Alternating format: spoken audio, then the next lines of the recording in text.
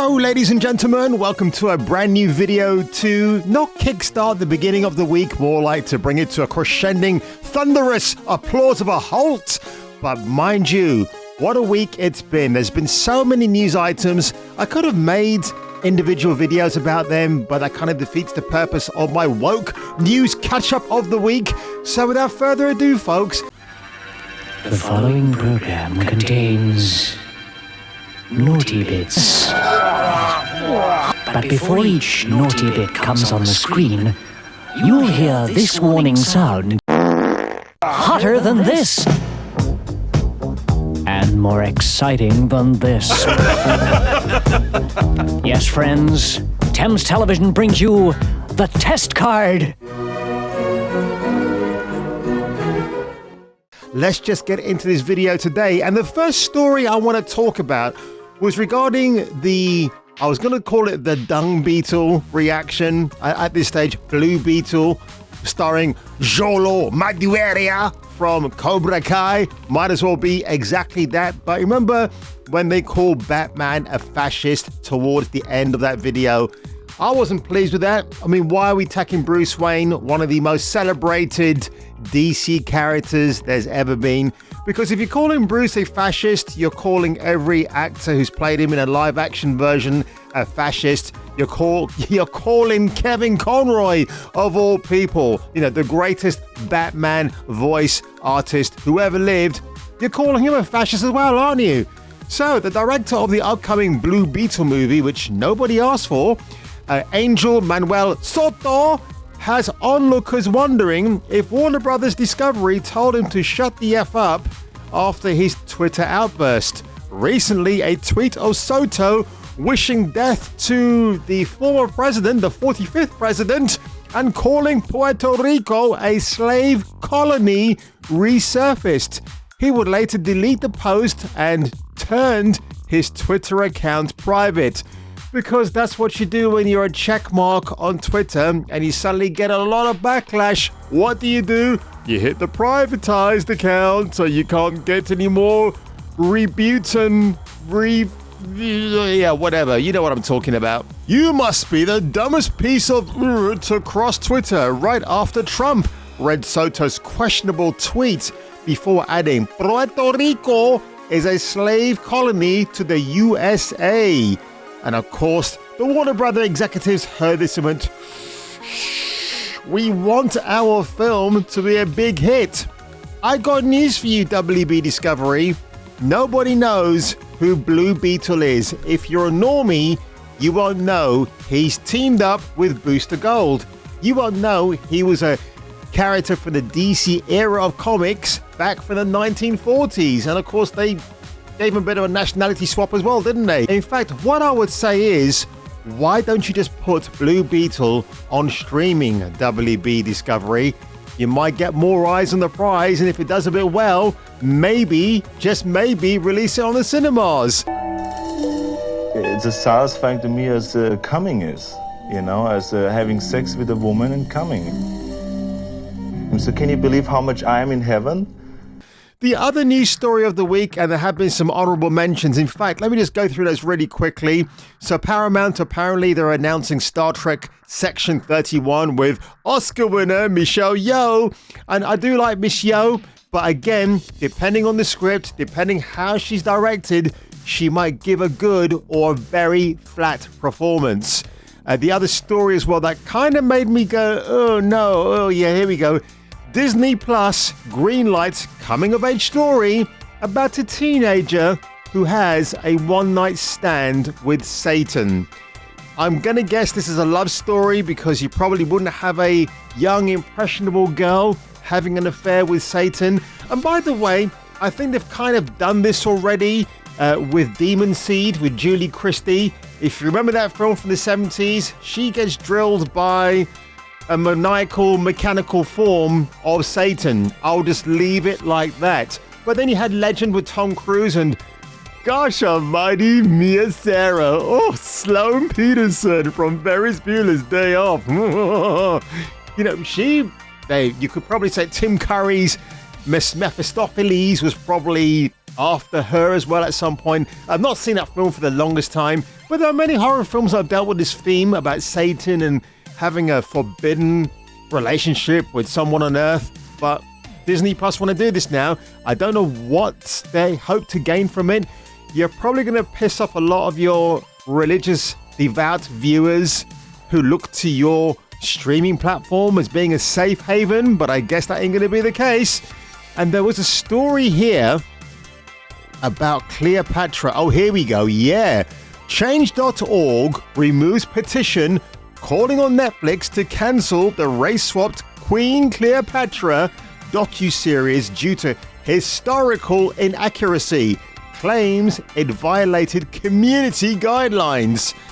So again, Netflix, I'm not sure what they're doing, but since this has been removed, who knows what's going on. I'm not sure if this is the same docuseries that Jada Pinkett Smith is making, or she's doing another version of. And to be honest, do we want to see a docuseries about Queen Cleopatra? No. Do I want to watch the Richard Burton, Liz Taylor version instead? Yeah, I might do to pass away the time because Liz looked damn good in that movie. I'm like getting the feeling of coming in the gym. I'm getting the feeling of coming at home. I'm getting the feeling of coming backstage when I pump up, when I pose out in front of 5,000 people. I get the same feeling. What I do care about, folks, is bringing you another cringe story. And, well, it doesn't get any more worse than this right now. So, Lilo and Stitch. Did you ever watch that at the cinema? I did. Do I have any recollection about it? No, I don't. I thought it was mildly amusing at the time. But hey ho hey, we have this. Yeah, people apparently on the extreme left of the social media sphere, they are attacking Nani actress for not being dark enough. Disney activists likewise decry actor Kehau Machado as too light-skinned to play David in the upcoming Lilo and Stitch live-action remake. Holy shit. Before I carry on with this story, folks, I do need to address the whole X-Files situation, how they're rebooting that. Now, the fact that that series, if it ever sees the light of day, will be on Hulu, which is owned by Disney, just further reinforces this silly diatribe narrative D+ have, where everything that was once white must now be eradicated forever. Which again, folks, which is why I've said, go out, buy the Legacy Blu-rays, Sleeping Beauty, Cinderella, Lilo and Stitch, I guess now, all those classic favorites, The Little Mermaid, Robin Hood, keep them in your vault forever and ever. Watch those and be reminded of a time when things were much more sweeter and innocent and race wasn't a part of the agenda. And speaking of agenda, so having attacked actress Sydney Adugong for being too light-skinned to accurately portray the character of Nani in Disney's upcoming live version of You Know What, discontent activists, because that's what they usually are, have now doubled down on the hypocrisy by leveling the same accusations against the film's newly cast David actor Kehau Machado. And if you want to see what this guy looks like, he's a fairly good-looking dude. That's him right there. He's too light-skinned? Really? And this is the Jason Scott Lee version in the animated film. By the way, any accusations that the Lilo and Stitch animated cartoon didn't have diversity in it? Jason Scott Lee.